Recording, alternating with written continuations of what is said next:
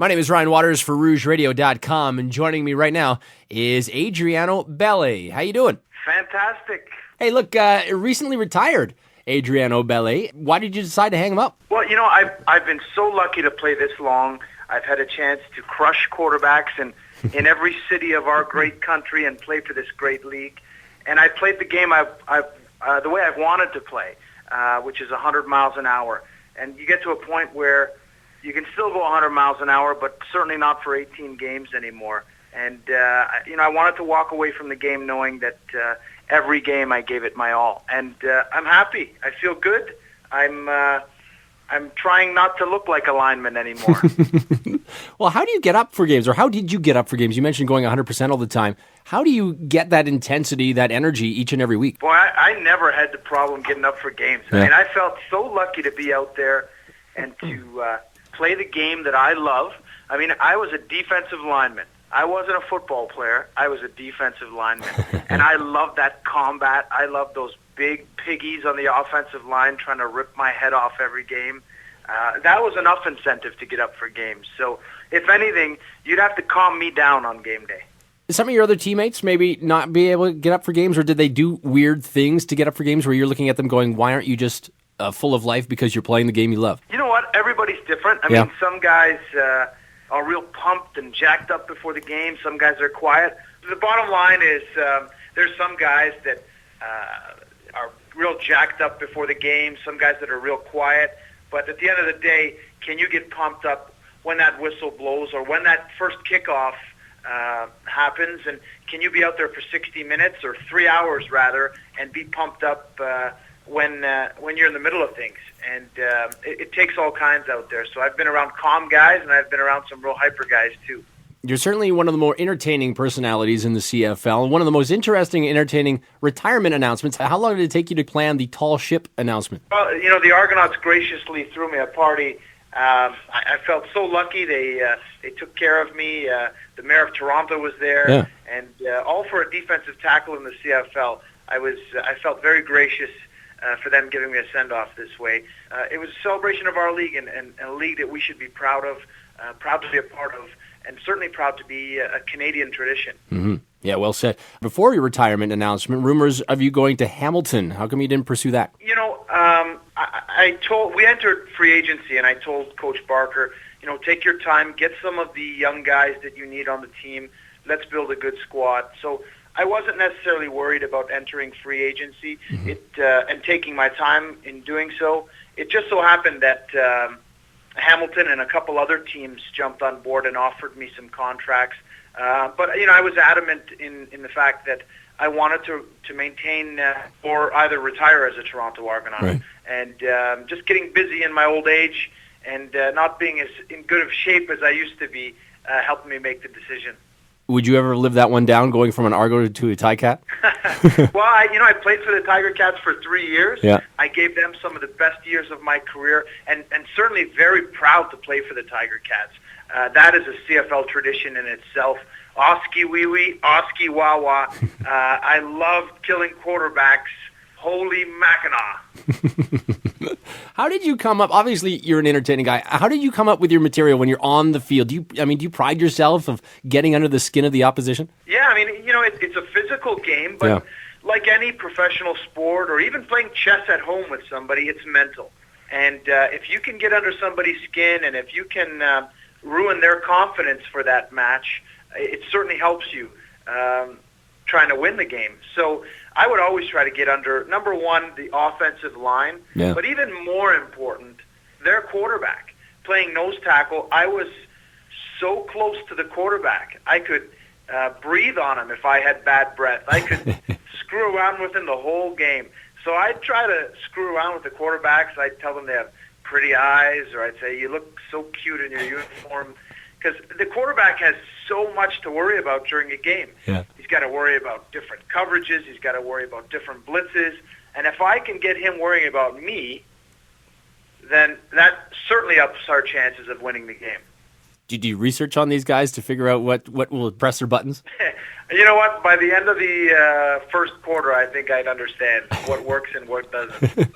I want to ask you about this. A couple of years ago, you decided to walk into the Montreal locker room after a loss. How did that come about? Why'd you do that? You know what? I was just, I've always been a hot-tempered type of player, and it was actually before a game. And I had a little talk with the commissioner, and I shouldn't have been in their locker room causing trouble.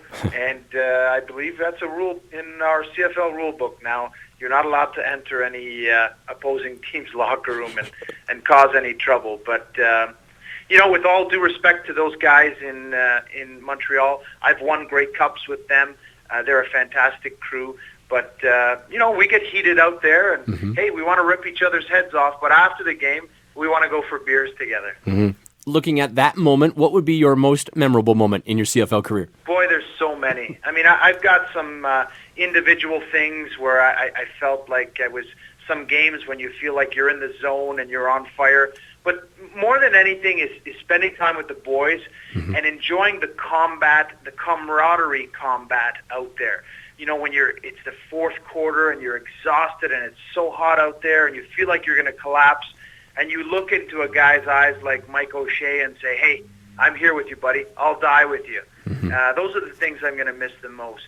And those are the things you certainly can't duplicate in civilian life. Yeah. Singing the national anthem, where would that rank? Oh, that was fantastic. I've had a chance over the years to do so many things for my charity, the Big Kiss Fund, which is a foundation I set up once I moved back to Toronto for Sick Kids Hospital. And I've gotten a chance to have access to the media over the years. So I thought, you know what, instead of talking about me crushing quarterbacks or football playing, let's talk about things that, let's use this media to raise funds, raise money for this charity, which I believe in. How'd you come up with the name Big Kiss Foundation? Does it go back to the Kissing Bandit nickname? Yeah, go figure. Ever since I kissed Don Matthews back in 2001 on that sideline, it's kind of stuck with me. So, and you know what? I love visiting the hospital. I'll bring all the guys on the team down to the hospital. The kids love hanging around football players, seeing how big they are, comparing their hands to each other. And all the guys on the team have graciously helped me out over the years, coming down, doing potato prints and painting and playing bingo with the kids. And it's so gratifying just being around them. Does the league need more guys like that, like your teammates and like yourself, getting involved with kids and foundations like the Big Kiss Foundation? You know what? I've never had a guy turn me down to come down to the hospital and help out with this. Granted, it's a no-brainer cause, but we've got so many great guys in this league. We've got Marwan Hage, who feeds underprivileged kids in Hamilton. We've got Taylor Robertson in Toronto as well, who does a lot of stuff for cancer, has a Mother's Day brunch. So we've got a lot of guys that take care of the community in our league. And they give out an award every year for it, which is the Tom Pate Award. And I've been a nominee for that, and I'm very gracious for that. Well, what will you do now that you're retired? It looks like I'm going to be doing quite a bit of commentating with some of the networks. I'm certainly going to be enjoying looking and watching at the cheerleaders during the games a hell of a lot more. But you know what? I'm a huge fan of our CFL, of our game, and I'm just going to be an ambassador to our sport. I'm very proud of the Canadian Football League, and it needs to be preserved. It needs to be respected and understood that we have a heritage that is the Canadian Football League. We have a lot more tradition than any other football league in the world. We've been around over 100 years, where other leagues south of the border have only been around 50, 60 years. So some of the old guys in this league, if you sat down and talked with them and had a cup of joe, they'd blow your mind with some of the stories of the Canadian Football League. Do you think it is respected across North America? I mean, there's so many American players now that come up to Canada to play in the CFL. Do they respect the game, or do they feel this is just a stepping stone, it's just a Canadian league, I really want to get back down to the NFL? Well, I'm sure there's a lot of guys that think that until they played their first quarter in the CFL. Yeah. And, people look at our players and say, oh, they're a little bit smaller. Our players are smaller for a reason. When I first came up here from the NFL, I would have that mentality, oh yeah, I'm a big, strong kid, I'm going to run over people. Mm-hmm. Well, it turns out I was too heavy for our league. I came in at about 315, and I couldn't make it through the first half. So our players are smaller for a reason. Our field is much bigger. We do only have 3 downs. And the biggest thing is our play clock is only 20 seconds. Mm-hmm. I would say the biggest thing for linemen, because when you only have 20 seconds rest as opposed to 40 seconds rest, it's a big difference. And our game is a lot faster because of that. So it's alive and true in Canada, is it? Is it ever? I mean, you travel to cities like Regina, Calgary, Edmonton. They are so proud to be a part of the CFL, to be fans of the CFL. You know, we've got to have people understand that our game is an exciting game. Our quarterbacks are among the best quarterbacks in the world. Our players are among the most physical and athletic football players in the world. And it's an exciting game to play. I mean, I've had so much fun up here. Giving quarterbacks some praise there. What's going on? You're retired. You know what? I gotta admit, as much as I hate them, they're the types of guys that have their name in the paper every day, a new girlfriend every week. But playing quarterback in the Canadian Football League, we've seen so many studs come up from the NFL, and they just couldn't hack it.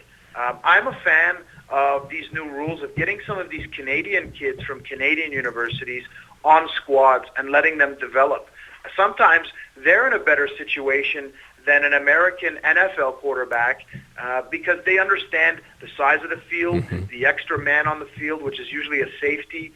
They understand the schematics of our game a little bit better. And at the end of the day, we're all men out there, right? Nobody's tremendously superior than another guy. When you move into the broadcast booth, you're going to keep the nickname Kissing Bandit? I think that'll stick with me for a while.